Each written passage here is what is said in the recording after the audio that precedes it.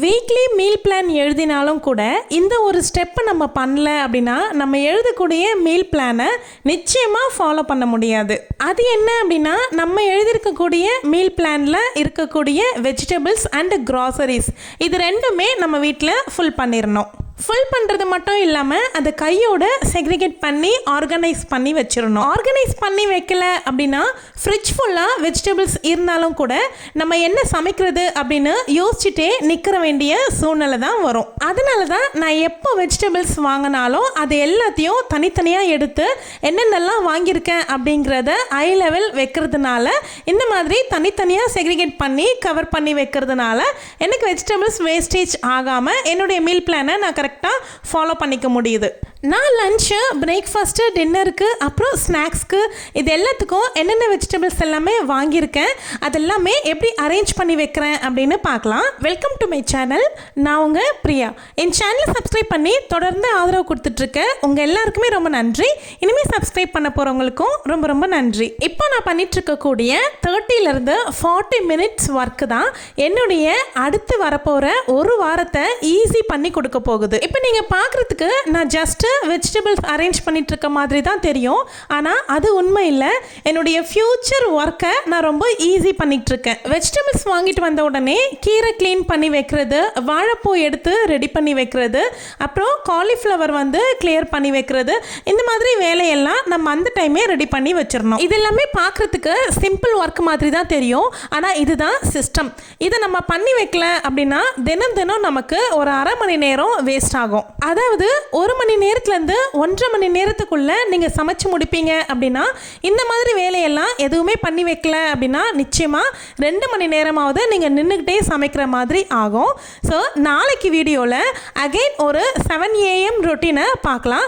7 மணிக்குள்ளே நான் எப்படி கிச்சனை ஃபினிஷ் பண்ணிவிட்டு வெளியில் வந்துடுறேன் அப்படிங்கிற வீடியோவை நாளைக்கு போஸ்ட் பண்ணுறேன். 7 AM ரொட்டீனை எப்படி நான் பாசிபிள் ஆக்குறேன் அப்படிங்கிற மெத்தடும் நான் அதில் உங்களுக்கு சொல்கிறேன். அதே மாதிரி நிறைய ஒர்க்கிங் உமனுக்கு 7 AMக்குள்ளே எங்களுடைய ஒர்க்கை முடிக்க முடியல. ஸோ 4 AM ரொட்டீனை எங்களால் ஃபாலோ பண்ண முடியல, நாங்கள் என்ன பண்ணலாம் அப்படின்னு நிறைய ஒர்க்கிங் உமன்ஸ் நீங்கள் எனக்கு கமெண்ட் போட்டிருந்தீங்க. உங்களுக்கான ஒரு சொல்யூஷனும் அந்த வீடியோவில் இருக்க போகுது. ஸோ நாளைக்கு வீடியோவை மிஸ் பண்ணாமல் பாருங்கள். அந்த வீடியோவை மிஸ் பண்ணாமல் பார்க்குறதுக்கு சேனலை ஃபஸ்ட்டு சப்ஸ்கிரைப் பண்ணியிருக்கணும். நீங்கள் நினைக்கலாம், ஏன் இந்த மாதிரி எல்லா வெஜிடபிள்ஸையும் டேபிளில் அடுக்கி வைக்கிறீங்க, ஸோ அதை அப்பப்போ எடுக்கும்பொழுதே நீங்கள் கவர் பண்ணி வச்சிட்டிங்கன்னா ஈஸியாக இருக்கும்ல அப்படின்னு நீங்கள் நினைக்கலாம். பட் நான் என்ன எப்போவுமே பண்ணுவேன் அப்படின்னா, இந்த மாதிரி டேபிள் மேலே நான் என்னென்னலாம் வாங்கிட்டு வரணும் அதை மொத்தமாக ஸ்ப்ரெட் பண்ணி வச்சுட்டு நான் என்னென்னலாம் இருக்குது அப்படின்னு என் மைண்டுக்கு ஒரு கிளாரிட்டி கொண்டு வந்துடுவேன். கவர் உள்ளேருந்து எடுக்கும்பொழுதே இன்னொரு கவரில் நான் போட்டு வச்சுட்டேன் அப்படின்னா என்னென்னலாம் இருக்குது அப்படின்னு விசிபிளாக எனக்கு தெரியாமலே போயிடும். என்னதான் மீல் பிளான் நம்ம கையில் இருந்தாலும் விசிபிளான ஒரு கிளாரிட்டி அப்படிங்கிறது நமக்கு ரொம்பவுமே இம்பார்ட்டண்ட்.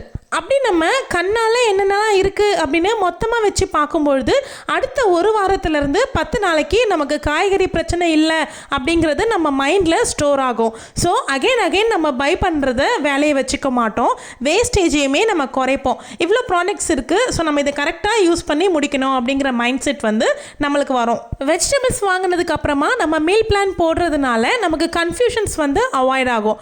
நான் எப்போவுமே வெஜிடபிள்ஸ் எல்லாமே வாங்கிட்டு அதுக்கப்புறமா தான் மீல் பிளான் ரெடி பண்ணுவேன். நீங்கள் எப்படி அப்படின்னு கமெண்ட்டில் சொல்லுங்கள். ஸோ இந்த வெஜிடபிள் லிஸ்ட்டில் வெங்காயம் வாங்கியிருக்க மாட்டேன். வெங்காயம், பூண்டு ஆல்ரெடி வீட்டில் இருக்குது, அதனால் நான் வாங்கலை. வேற ஒரு வீடியோவில் பார்த்துட்டு ஒரு 2-3 பேர் சொல்லியிருந்தீங்க, வெங்காயமும் பூண்டும் உரிச்சு ஸ்டோர் பண்ணாதீங்க அப்படின்னு சொல்லியிருந்தீங்க. ஒரு 3லேருந்து 4 டேஸ்க்கு உரிச்சு ஸ்டோர் பண்ணுறது தப்பில்லை அப்படின்னு என்னுடைய மைண்ட் செட்டு. உங்களுக்கு விருப்பம் இல்லை அப்படின்னா நீங்கள் அந்த நேரமே உரிச்சு கூட யூஸ் பண்ணிக்கோங்க. எப்போ கீரை வாங்கிட்டு வந்தாலும் கூட உடனே நான் க்ளீன் பண்ணி வச்சுருவேன். க்ளீன் பண்ணினா வாஷ் பண்ணியெல்லாம் எடுத்து வைக்க மாட்டேன். உங்களுக்கு வேணும் அப்படின்னா நீங்கள் வாஷ் பண்ணி வைக்க போகிறீங்க அப்படின்னா கண்டிப்பாக வாஷ் பண்ணதுக்கப்புறமா ட்ரை பண்ணிவிட்டு அதுக்கப்புறமா தான் நீங்கள் கண்டெய்னரில் ஸ்டோர் பண்ணி வைக்கணும். இந்த 40 மினிட்ஸ் இப்போ நான் 1 டேவாக ஸ்பெண்ட் பண்ணல அப்படின்னா தினம் எனக்கு ஒரு 30 மினிட்ஸ் ஆகுது கண்டிப்பாக வேஸ்ட் ஆகிரும். இந்த ப்ரிப்பரேஷன்ஸ்னால எனக்கு 1 வீக்குக்கு half an hour சேவ் ஆகிட்டே வரும். என்னுடைய கிச்சன் வேலையை சீக்கிரமாக முடிக்கிறதுக்கு இது எல்லா ஹேபிட்ஸும் தான் எனக்கு ஹெல்ப்ஃபுல்லாக இருக்குது. மோஸ்ட்லி ஒரு சில வெஜிடபிள்ஸ் எல்லாமே நம்ம க்ளீன் பண்ணுறதுக்கு பயந்துக்கிட்டே வாங்கவே மாட்டோம். கீரை, வாழைப்பூ, காலிஃப்ளவர் இது எல்லாமே பொருந்தும். ஸோ காலிஃப்ளவர் எல்லாமே அந்தந்த டைமில் கட் பண்ணி எடுத்து வச்சிடுறது நல்லது. பூவாக எடுத்து வச்சிட்டோம் அப்படின்னா செய்கிறப்போ ரொம்ப ஈஸியாக இருக்கும். அதே மாதிரி தான் வாழைப்பூவும் நம்ம ஈஸியாக அதை எடுத்து அந்த நேரமே க்ளீன் பண்ணி வச்சிட்டோம் அப்படின்னா கட் பண்ணி செய்கிறதுக்கு அவ்வளோ டைம் எடுக்காது. என்ன ஒரு விஷயம் அப்படின்னா க்ளீன் பண்ணி எடுத்து வைக்கிறீங்கன்னும் பொழுது நீங்கள் மோர் கலந்த தண்ணியில் போட்டு எடுத்து வச்சிட்டீங்க அப்படின்னா அது கருத்து போகாமல் இருக்கும்.